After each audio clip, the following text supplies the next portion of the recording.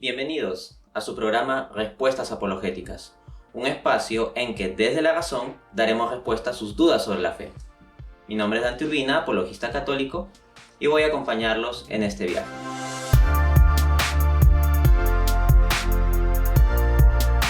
Es interesante distinguir a este respecto esos términos, ¿no? Certeza y certeza absoluta, porque hay distintos sentidos en que se puede hablar de la palabra certeza. Pero tomemos en primera instancia lo que establece la Iglesia. En el Concilio Vaticano I, específicamente en la Constitución Dogmática Dei Filius, el concilio fija lo siguiente: Dios, principio y fin de todas las cosas, puede ser conocido con certeza mediante la luz de la razón. Entonces tenemos que dogmáticamente se está estableciendo que la existencia de Dios puede ser conocida con certeza. Sin embargo, la palabra certeza puede tener distintos sentidos o alcances, y es ahí donde el concilio deja una apertura, ¿no? En específico, encontramos por ejemplo el artículo de Santiago Otero titulado Vaticano I y la existencia de Dios, en que él comenta lo siguiente: se afirma que el hombre puede adquirir una certeza de la existencia de Dios, pero el concilio no precisa el grado de certeza. Se trata de una certeza intelectual, se pretende afirmar una certeza totalmente evidente. El texto conciliar no permite dar una respuesta concreta, pero sí podría considerarse como una certeza resultante de un proceso demostrativo. Tomemos esta última cláusula primero, una certeza resultante de un proceso demostrativo. Como hemos visto en programas anteriores, se pueden establecer razonamientos que llevan a la existencia de Dios como conclusión. Entonces, la certeza demostrativa estaría en el sentido siguiente: en tanto las premisas son verdaderas, entonces la conclusión del razonamiento, por secuencia lógica, tiene necesariamente que ser verdadera. Es decir, siendo ciertas las premisas, entonces la conclusión tiene que ser cierta. Entonces puede alcanzarse ese nivel de certeza a un nivel demostrativo o argumentativo, que no tiene que ser necesariamente lo mismo que la certeza subjetiva absoluta de cada persona, porque frente a un razonamiento genuinamente demostrativo que llega ciertamente, certeramente a su conclusión, distintas personas subjetivamente pueden, tener distintos grados de certeza, ¿no? En tal como ellos asumen el conocimiento de ese argumento o el contenido de las premisas o la fuerza de la conclusión. Pero en sí lo que estaría afirmando la fe católica es que se puede construir razonamientos filosóficamente válidos que sí nos lleven a concluir ciertamente la existencia de Dios. ¿Ok? Ahora, al comienzo había hablado de distintos tipos o grados de certeza. En efecto, en la historia de la filosofía se ha discutido esto. Así, por ejemplo, el filósofo francés René Descartes dice, en su obra Principios de Filosofía: algunas cosas se consideran como moralmente ciertas, es decir, como teniendo suficiente certeza para la aplicación a la vida diaria. Si alguien me preguntase, Dante, ¿estás absolutamente seguro de que va a existir el día de mañana? Bueno, si me preguntan con una certeza total, una certeza absoluta, pues yo no lo sé con tal tipo de certeza. Pero para todo fin práctico, tengo una certeza, hablando en los términos cartesianos, moral, una certeza moral para fines prácticos, para aplicabilidad en mi vida cotidiana de que va a existir el día de mañana, y en consecuencia organizo mis cosas pues bajo ese supuesto, que no es irrazonable, ¿no? Entonces se puede hablar también de ese sentido de certeza moral. Y bajo ese nivel sí creo que claramente con los razonamientos filosóficos bien entendidos, se puede tener una certeza moral de la existencia de Dios, es decir, tomarlo como razonablemente cierto para todo fin práctico.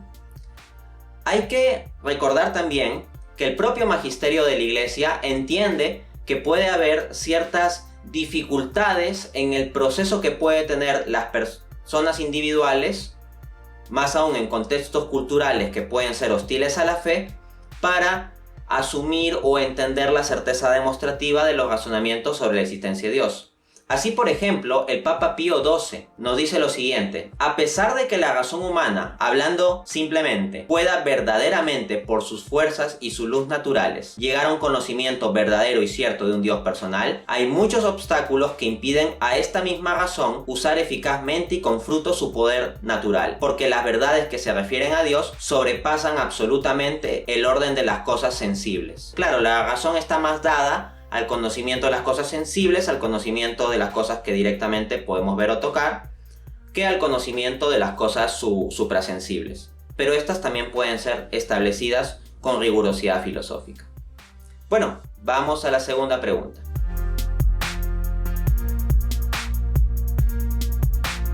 La razón es parte de lo que el hombre naturalmente tiene, de lo que tiene por naturaleza. Todo hombre, por definición, es un animal racional. Ya claro, en qué medida use esa capacidad racional es algo que dependerá de distintas circunstancias, pero por sustancia el ser humano tiene la cualidad racional. Sin embargo, no es parte intrínseca de la sustancia humana el tener la fe. La fe es más bien una virtud teologal, es un don de la gracia. Entonces, la razón la tenemos por naturaleza, la fe la tenemos por gracia. Y un principio tomista es que la gracia no destruye la naturaleza, sino que la perfecciona. Entonces, lo que hace la fe no es destruir la razón, sino tomar nuestra razón humana y perfeccionarla y elevarla a grados de poder ver cosas que tal vez con sus solas fuerzas naturales no podría ver esta razón. En ese sentido, la fe es una ayuda sobrenatural para nuestro intelecto. Y está también implicado en el acto de fe nuestra voluntad. Dicho esto, aunque podamos llegar a ciertas verdades como la existencia de Dios por medio de la sola razón, aún así es conveniente la fe y la revelación, como explica Santo Tomás de Aquino en la Suma Teológica. Él dice: fue necesario que el hombre, para su salvación, conociera por revelación divina lo que no podía alcanzar por su exclusiva razón humana. Más aún, lo que de Dios puede comprender la sola razón humana, también precisa revelación divina, ya que con la sola razón humana, la verdad de Dios sería conocida por pocos después de mucho análisis y con resultados plagados de errores. Porque claro, con nuestro solo razonamiento nosotros podemos llegar a ciertas verdades de la fe, pero dependiendo del razonamiento humano falible, en lugar de una instancia infalible como la revelación divina, pues lo que tendríamos es que llegaríamos a las conclusiones con muchos errores, con muchos desaciertos y se multiplicarían las herejías. En ese sentido coincide también el Papa Pío XII, quien en la encíclica Humani Generis nos dice: para adquirir tales verdades, el entendimiento humano encuentra dificultades, ya a causa de los sentidos o imaginación, ya por las malas concupiscencias derivadas del pecado original. Por ello, ha de defenderse que la revelación divina es moralmente necesaria para que, aun en el estado actual del género humano, con facilidad, con firme certeza y sin ningún error, todos puedan conocer las verdades religiosas y morales que de por sí no se hallan fuera del alcance de la razón. Pensemos, por ejemplo, la existencia de Dios. En programas anteriores yo he desarrollado argumentos para la existencia de Dios, en concreto las 5 vías de Santo Tomás de Aquino, y también he mencionado varios argumentos más. Sin embargo, no todas las personas del planeta van a entender tales demostraciones, y la fe no puede depender de la capacidad particular de uno para entender o no entender cosas. Desde esa perspectiva, incluso para las cosas que estuvieran al alcance de la razón, la fe es importantísima, conveniente e incluso moralmente necesaria para creer en estas cosas con una certeza, y una certeza personal desde uno, y no meramente pues una especie de certeza intelectual externa por lo del razonamiento, sino una certeza que surja desde el corazón. Esto ya nos lo daría el don de la fe.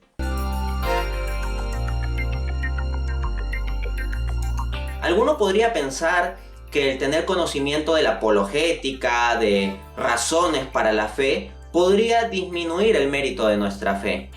Podría pensarse, por ejemplo, en el texto de Juan 20:29, donde Jesús le dice al apóstol Tomás, que en ese momento estaba escéptico, ¿no? Has creído porque has visto. Dichosos los que crean sin haber visto. Entonces pareciera que es más perfecta la fe que no se basa en razones o en evidencias, ¿no? A este respecto hay que seguir el buen principio tomista de hacer distinciones.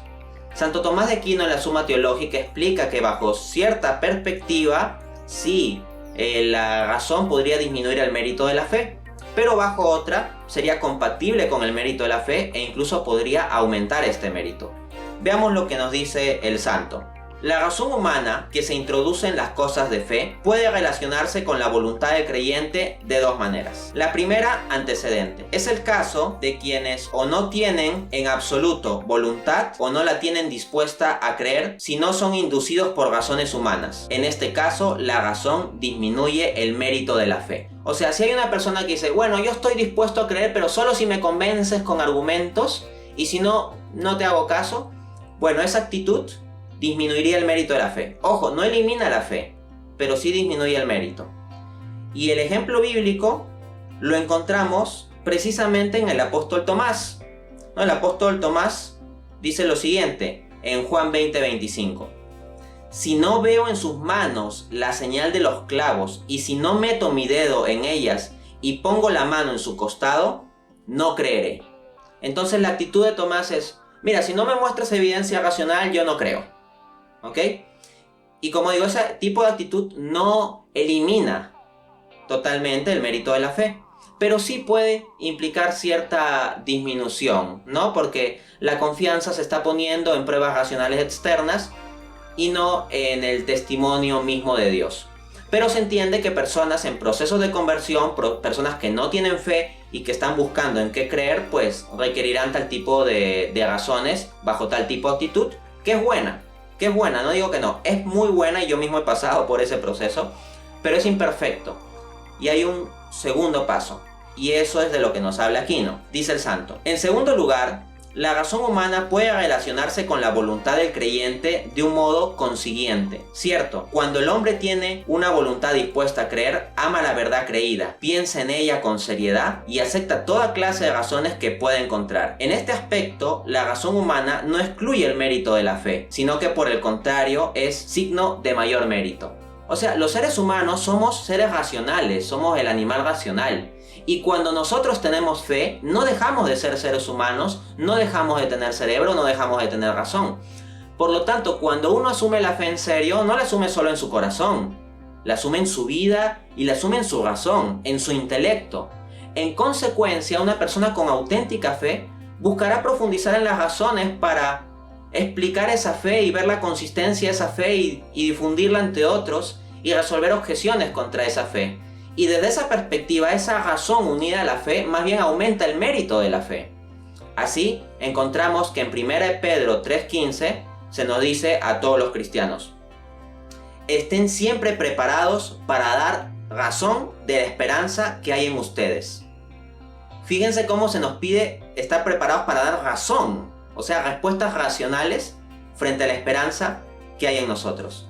Y a eso se dirige este programa. Respuestas Apologéticas lo que busca es darle las herramientas para que ustedes sepan dar razón de su fe a todo aquel que se las pida. Y bueno, eso es lo que hemos tratado por hoy. Nos vemos en un siguiente programa.